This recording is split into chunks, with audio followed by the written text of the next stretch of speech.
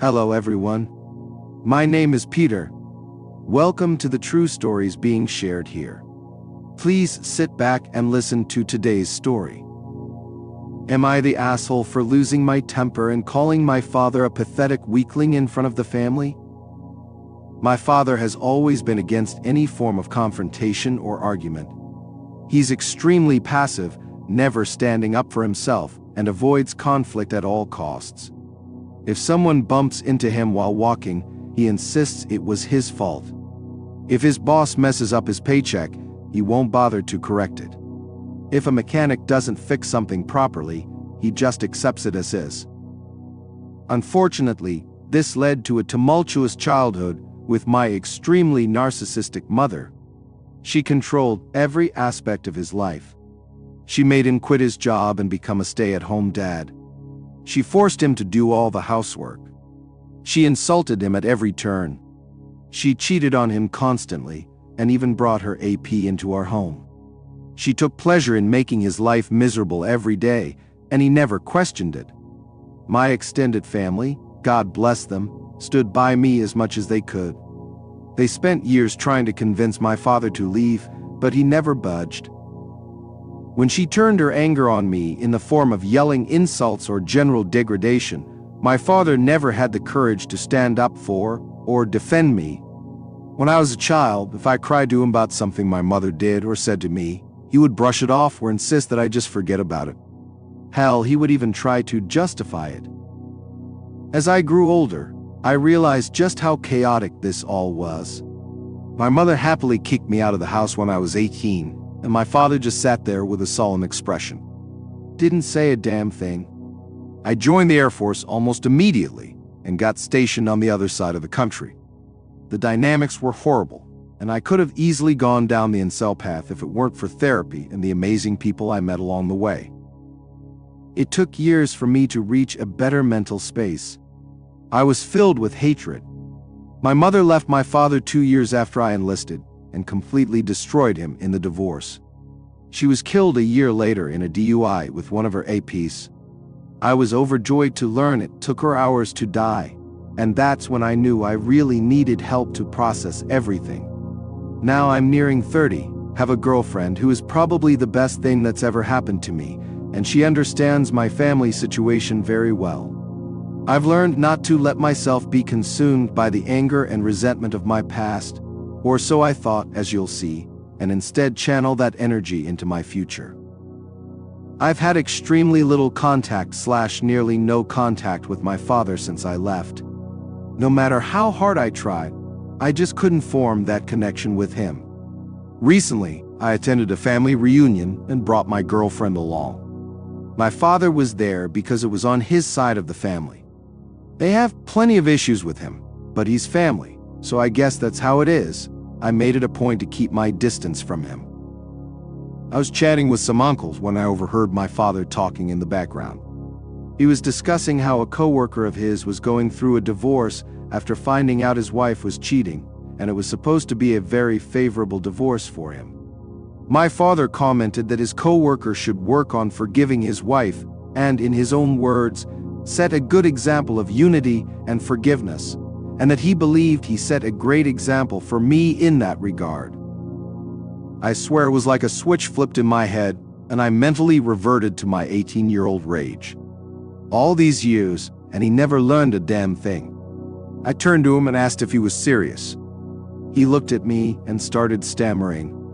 I know the next minute was just word vomit, and I can't recall it perfectly, but in essence, I yelled that he was a pathetic father, a pathetic man, that his family all knew he was a disgrace, that his son was treated like shit because he was too cowardly to stand up for him, that no one looked up to him, his wife would rather fuck half the neighborhood than touch him, and he should never believe anyone respected him. I started spiraling, and my girlfriend quickly ushered me out and drove me home.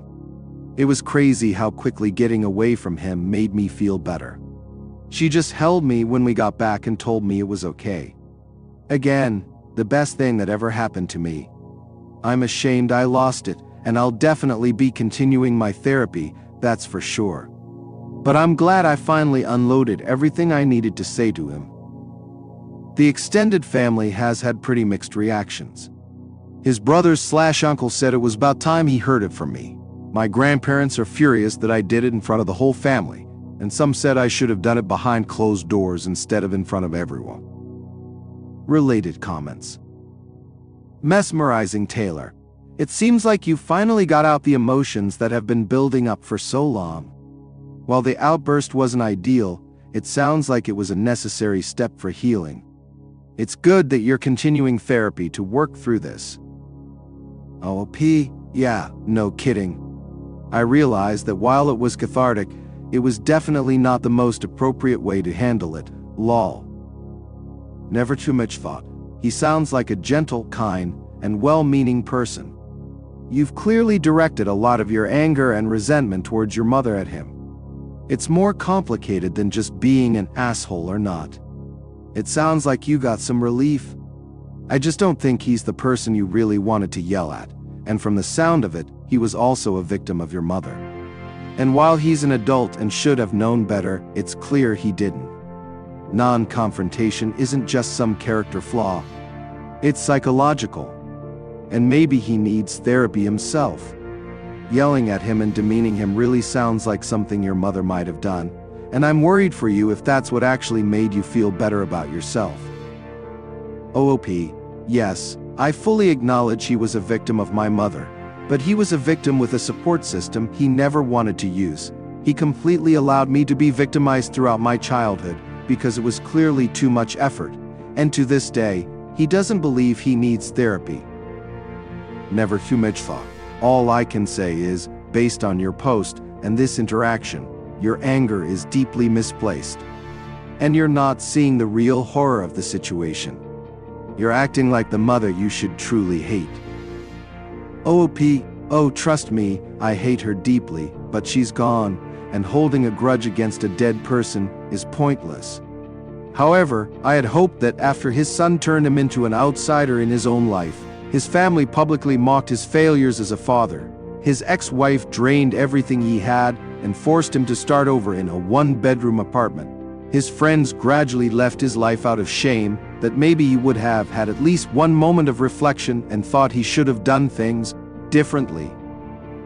Commenter, OOP is undergoing treatment for his past trauma. OOP, yeah, I definitely need to get back on that therapy train. It'll be good for me. As for my grandparents, I really had to reflect on how far back this triggering pattern goes. I know they did everything they could to try to help, but there always seemed to be moments when more drastic measures should have been taken. The times when everyone should have been a lot harsher in addressing his behavior. His side of the older generation is the classic, they're very devout, and we always stick together no matter what type, and I have to wonder if his passivity and enabling are something he learned from them. Update, August 20, 2024. Thanks for the advice and suggestions, even from some of the YTA judgments. However, some of those need to be addressed because they were either hilarious or disturbing. Some of them were so angry, and at first they confused me until I saw their comments further down or checked their profiles and saw them ranting about double standards or nonsensical rants about women. So yeah, not helpful advice and dark reflections on what I could have become without the support in my life. Some people tried to paint my father as this humble, kind, sensitive old man who was constantly bullied by me. This is a great insight into how abusers get away with so much in today's world, because many people forget that they too can be a part of the abuse. Some people are trying to dissect my psyche or have some gotcha moment with me to tear my story apart. Generally, that's just dumb, and I need to stay away from those before they start asking for my skull measurements or something. So almost immediately after waking up the next morning, I realized I needed to address what happened the night before. The first thing I did was talk to my girlfriend and offer a sincere apology for letting her see me like that. She reassured me that it was nothing. She's known me for years and always knows me as a calm person, and she understood why I snapped. She's also had her history of dealing with a narcissistic family, so she completely understood the outburst. She only really advised me that it's best to give my extended family some space, since my dad will always be around. I told her not to worry, and I'd talk to them immediately to work that out. So that was good. She looked like a champ, but I assured her it wouldn't happen again. I also informed her of my intent to continue therapy just to keep myself stable, and she was very pleased to hear that. I called my grandparents and sincerely apologized for disrupting their family reunion. It was inappropriate, and while I still feel good about saying it to him, it should have been said in private and not in front of everyone. I also told them that in the future, while I love spending time with them, since family gatherings are always a group thing where my father will always be involved, I need to distance myself occasionally until I feel comfortable being around him. I assured them I would never issue an ultimatum or demand of them, and that in any case I needed to step back. I guess during my apology and explanation, I was kind of circling around because my grandfather interrupted me to calm me down. He told me that after I left, everyone sort of broke off or gradually left, and eventually they had a private conversation with my father. I guess seeing me so panicked led to my grandmother also getting a little panicky and starting to talk to my father, which led to her kicking him out. While I have a great relationship with both of them, my grandmother has always been extremely protective of me, so seeing me like that definitely set her off. My grandfather then told me that my father's failures had become a somewhat open family secret. His brothers mock him for it and generally don't have a good relationship with him, and for my grandparents, it's always been unpleasant. But seeing me the other day, and how much it still affected me, made them all realize how bad it really was. They started trying to apologize if they hadn't done enough, which I firmly pushed back on, saying they had done more than anyone could have expected. It was emotional for a minute, but it culminated in them telling me they had decided to distance themselves from my father for the time being and had given him an ultimatum that unless he sought deep inner reflection and regular therapy, that distance could become permanent. I was informed that my extended family would try to reach out or call or whatever, but I asked them if they could pass on to them that it wasn't necessary and that I was okay, and also apologized to them for ruining that day. And once again, they told me I shouldn't apologize for being hurt. Since then, the extended family has sent some messages with the general consensus that it was normal for some of the older members to complain about my disrespect toward my father. Finally, I texted my father with the hope of meeting at a local coffee shop to talk one last time. I met him, and he didn't look well. I guess his parents finally loving him got the message across. I could have said a lot of things, but instead, the first thing I asked him was if that coworker he advised was doing well. He just said that neither he nor some coworkers interacted with him anymore.